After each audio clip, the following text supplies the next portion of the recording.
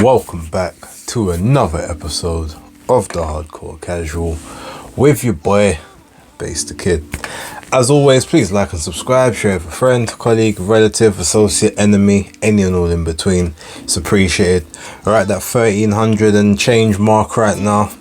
Need to get to that 2000. That's what my goal is for this year. If I can reach it early enough, then I'm gonna hit a new goal and maybe reach for like 2225. But I need you guys to help me with that. With that being said, there isn't a huge amount of stuff that's happened since the weekend, and obviously I kind of wrapped up a lot of stuff there, but there's a few bits and pieces. So I guess without further ado, let's get into it. Alright, so on Monday you had Errol Spence Jr. on his, I think it was his Instagram, and he came out, essentially said that he'd had a cataract surgery over his, I think it was his right eye at the time. And basically in his post he said something like, you know, this has been overdue, it's been necessary for a little while. And then he made a little comment that says, you know, why do you think I'm getting hit with so many jabs and hooks? You know, it's like, oh, still good performance by Broder or something along those lines. Now, when this came up on Monday Night Smoke, I said, this sounds like, okay, the excuses are starting.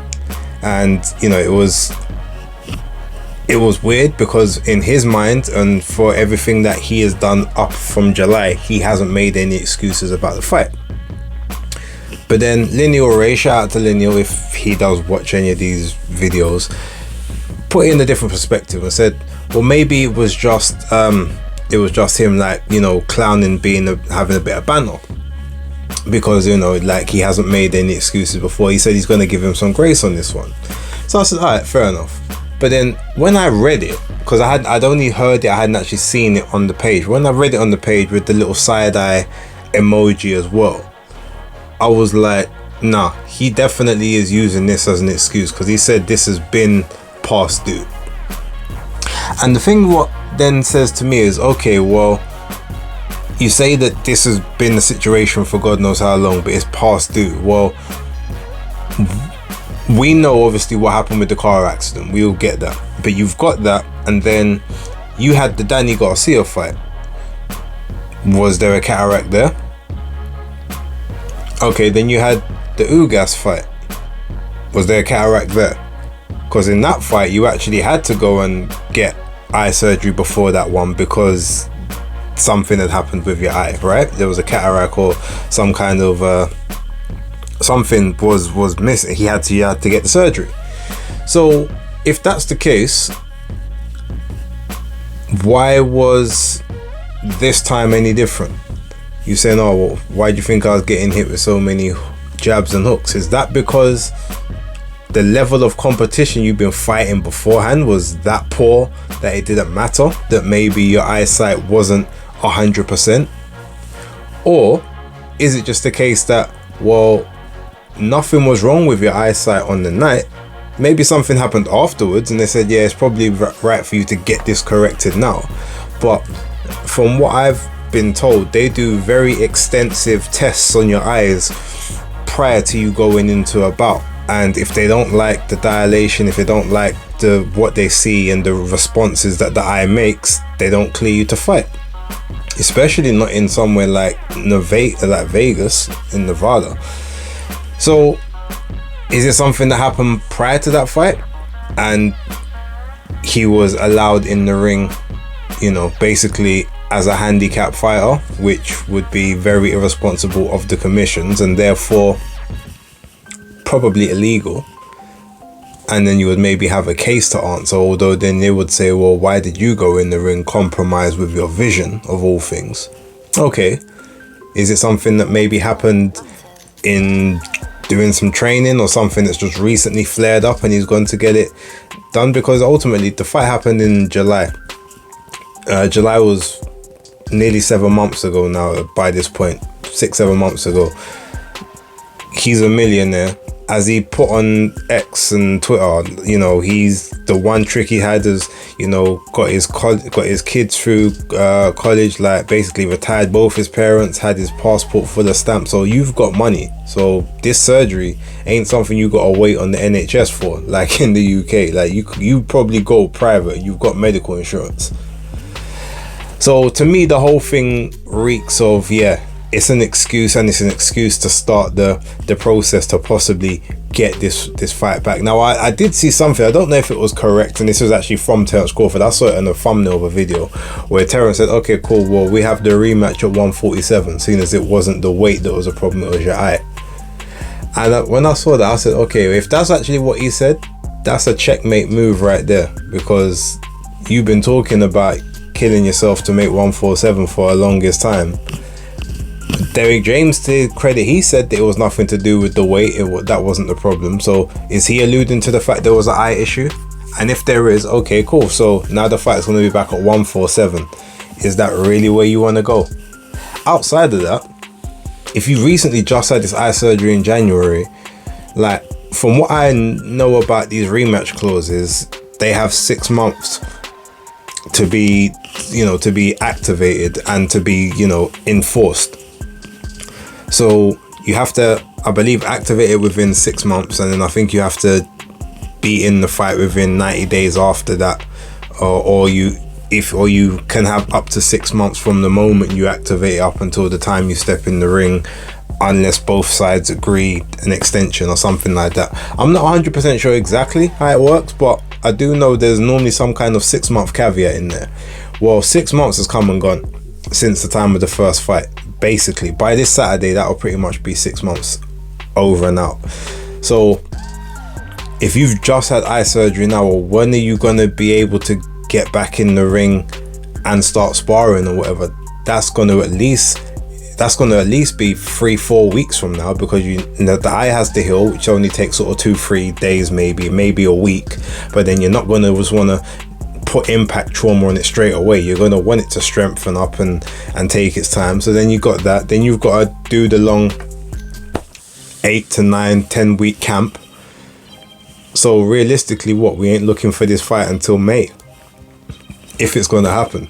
If I was Terence Crawford, quite frankly, I would look at that contract. I would see, right, can I get out of this? Because this is taking long. Initially, they said that it was supposed to be concluded by December. That's when they were supposed to have their rematch, in December. And obviously, I know PBC ain't got no, you know, they didn't have no network deal at that time that could fund it. And the Amazon deal ain't kicking until March. So I don't know how that's going to run. But at this point in time, the whole thing is just long. And Terence Crawford is not getting any younger, neither is Errol Spence Jr. But, you know, Crawford's been on this one fight a year thing for the last, for the last 4 years, I think, since the pandemic in 2020. And that's partly the reason why I didn't even have him in my fighter of the year category, because just not active enough as far as I'm concerned. So with that, it's like, yo, move on. Whether it's to fight Boots to get back your IBF belt, whether it's to go up to 154, take on like Tim Tszyu or even Charlo for the rest of his belts there, or just to make your play now and say, yo, Canelo, like, hit me up right now, let's do it in May. Or, you know, okay, unified now, but, you know, it's undisputed versus undisputed again. Like, let's run it. I don't know if Canelo will take that as a potential choice, but at this point, I feel like he just needs to move on and do something else to keep cementing his legacy, because he might think that the legacy is there and done, but when there's always caveats to the wins or the performances or the opponents, like, now he's got a chance, he needs to just do something else. I think this is going to be his last year in the game anyway, so forget Spence and go for greatness somewhere else. Like I said, whether it's to solidify that undisputed again back at 147, or to go up to 154 and win another belt in another weight class, or another couple belts in that weight class, then call it quits. Cool. But yeah, it's time to get a move on, and it's time to leave the Spence saga alone. And Spence, I feel like he probably needs to do the same at this point, because this just seems a bit like a poison chalice. It took 5 years to have the original. I don't need to see another 5 years to have the rematch. Now, a little bit on a lighter note.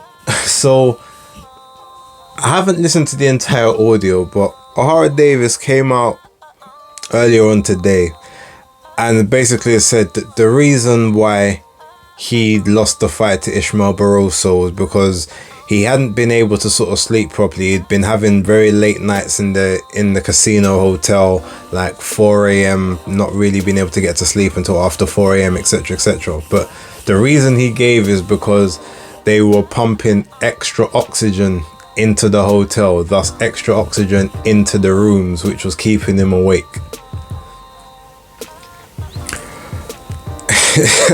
Yeah, look, I don't know how to qualify that statement. I mean, the Deontay Wilder stuff from 2021 was entertaining, but oxygen in a hotel room, I mean, look, okay, let's say they were pumping oxygen into the hotel room, but how does that prevent you from falling asleep? Someone tell, if you know, please tell me how extra oxygen prevents you from falling asleep, because I see a lot of people in hospitals who are on oxygen, have oxygen masks on. They have those people, those sleep apnea people, they have those oxygen tubes attached to them and they are out like a light. So how is pumping extra oxygen into your room affecting you for sleeping? No, if you were being affected from sleeping, it's because you were doing other things other than resting your body. I know that for a fact, because there's many a times when I am up at 2, 3, 4 in the morning when really and truly I should have been in my bed sleeping, but I'm doing other things and keeping my brain engaged and active and just not allowing myself to get into that restful state. Sometimes obviously it might be because man had a little nap earlier on, but and that kind of just messed things up. But whenever you're not able to sleep, more time than not, it's either because you are worried about something, you're focusing on too many things and not allowing your brain to rest, or you're doing shit you ain't supposed to be doing at the time. Now, I'm sorry, if he was in a casino hotel, it was probably one of the better ones over in Vegas as well. I reckon he was out, he was down on the floor. Like, I'm not gonna say he was drinking or anything, but he was probably, hitting the slot machines or having a little bit of blackjack when he or seeing the sights, because he kept talking about, there's a lot of things that he's been seeing while he's there, and there's a bunch of stuff that he wants to, that he wants to do as soon as the fight's over. I'm pretty sure he was probably just taking the opportunity. I think this is his first time ever going to Vegas. Vegas is the kind of place, it will have you out at times when you're supposed to be in your house, especially when you're not used to it. I've been a couple times, so I know what it's like. Now, I feel like I have a bit more self-control and discipline than Ohara in certain aspects. He's never always led the cleanest of lives in terms of boxing. Like, he does eat a lot of junk food. He likes to, drink fizzy drinks and the occasional drink here or there. He's one of those kind of guys. He hasn't been active over the last few, so maybe he's not even properly in the mode of boxer right now.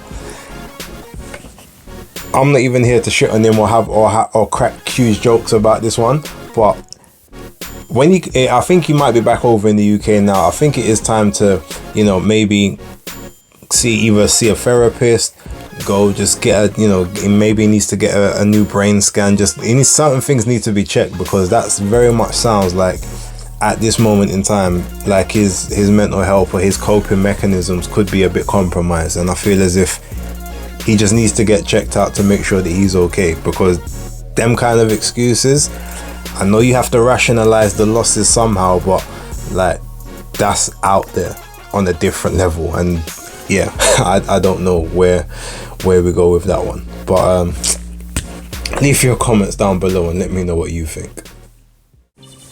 So piggybacking a little bit off of the video over the weekend, where I said that I had it on good authority that Joseph Parker turned down the Zhang Zhilei fight. Well, it seems now that there are talks for him and Hrgovic to potentially fight each other on that the 8th of March card taking place in Saudi Arabia.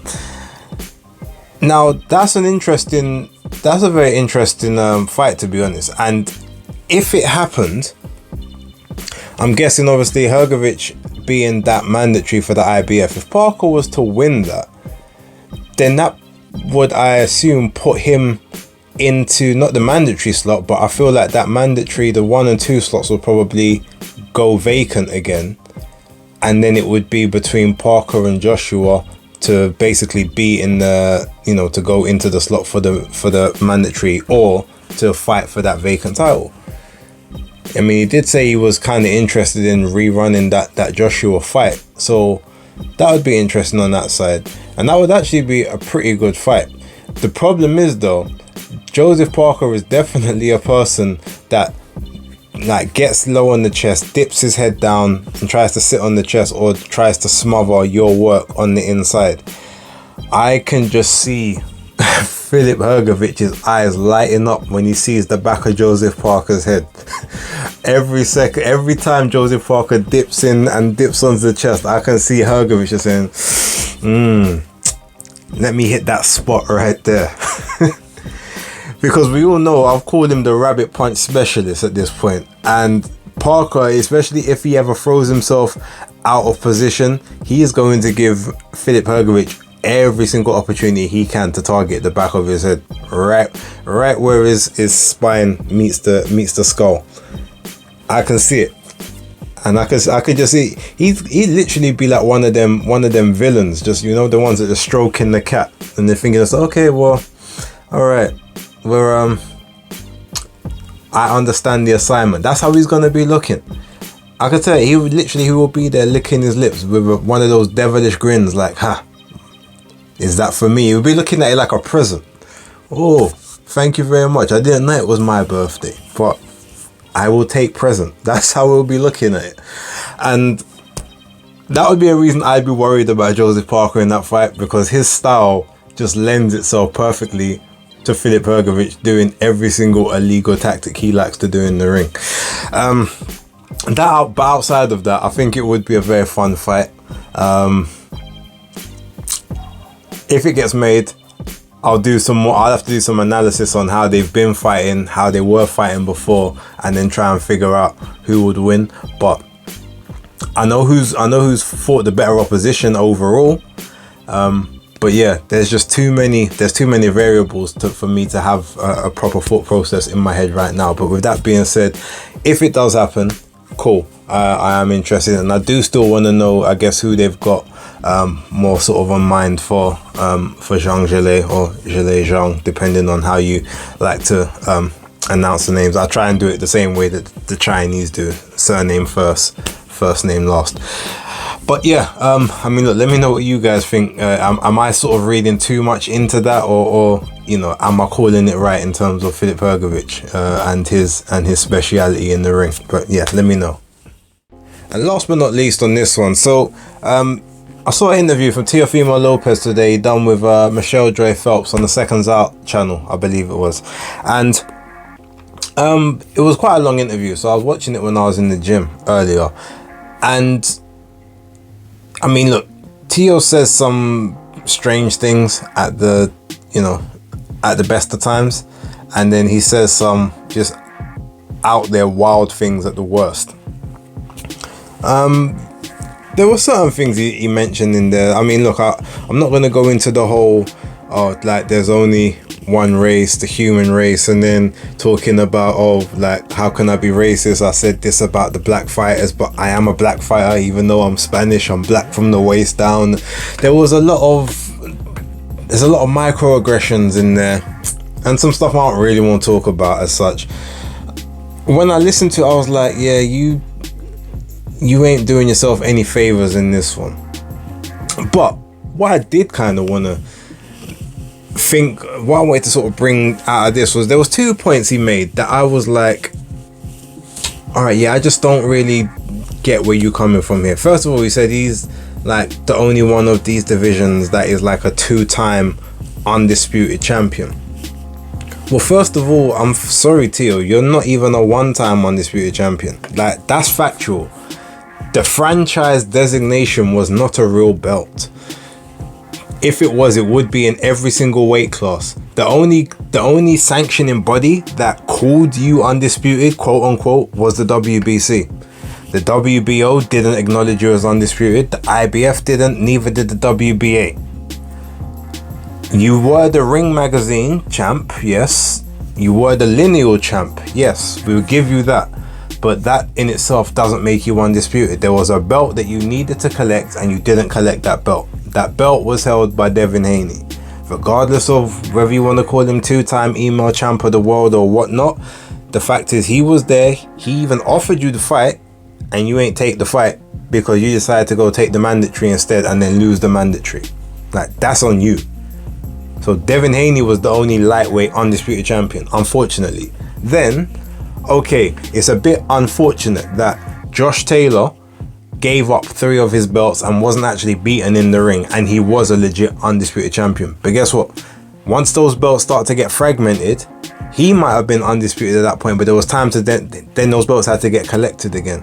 You didn't collect those belts. Now, yeah, you may have beat the man that was the man, but he was no longer undisputed. He had 1 belt when you beat him. And the Ring Magazine. So you won the Ring Magazine and you won the WBO, and you're the lineal champ of the division, but you were not undisputed because you never held all the belts at the same time.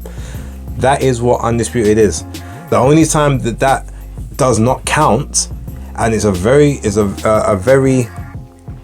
circumspect and circumstantial event, is if the undisputed champion is holding all of the belts, but for one reason or another, there's a belt you're not allowed to fight for, whether the sanctioning body haven't approved it, or maybe there's a stipulation that you haven't met, so they don't put that belt on the line, or maybe at the time of the fight, when the bell rings or whatever, they strip the person of that belt or something like that. If that happens, then yes, in that moment you can claim to be undisputed because that person was the undisputed champion at that moment in time, and you signed the contract to fight for all the belts, and then one of the belts was no longer made present to you. So yes, at that point I would agree with you, you're undisputed even though you don't hold all the belts.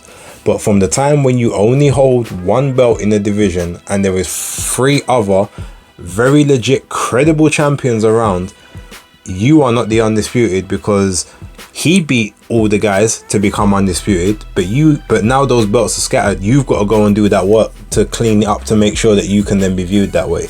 So that's my take on that particular part. But then obviously he came in, he was talking about Terence Crawford. He said that he offered Terence Crawford a fight, but he's in an engagement with Errol Spence. Well, okay, in that sense, well, why are you offering Terence Crawford a fight when you know he's locked into a rematch clause and he can't take the fight?